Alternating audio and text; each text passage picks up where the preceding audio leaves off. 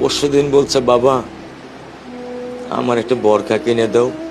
আমার চাচতো ভাই বললো, ভাই ইসলামপুর থেকে 300-400 টাকা পাওয়া যায়। আমি সাথে সাথে মিনি মার্কেট থেকে আমি 1000 টাকা দিয়ে আমার মেয়েকে বোরকা এনে দিচ্ছি। আমি দরিদ্র, ভাঙা বাসায় থাকি, কিন্তু আমার সন্তানদেরকে আমি কখনোই দারিদ্রতার স্বাদ পেতে দেইনি। দারিদ্রতার স্বাদ পেতে দেইনি। আমার বড় মেয়েকে এখন আমি সেলোরার থেকে জামা কিনে দিই।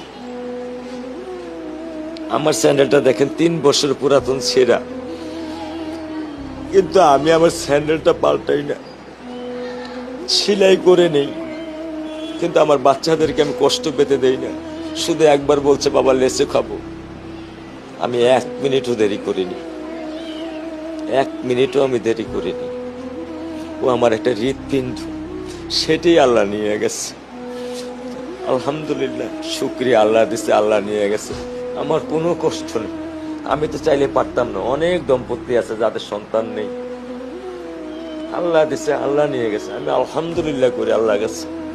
আমার কোনো কষ্ট নেই, আমার কোনো কষ্ট নেই। ঠিক আছে, গরমের মধ্যে তো একটু আমার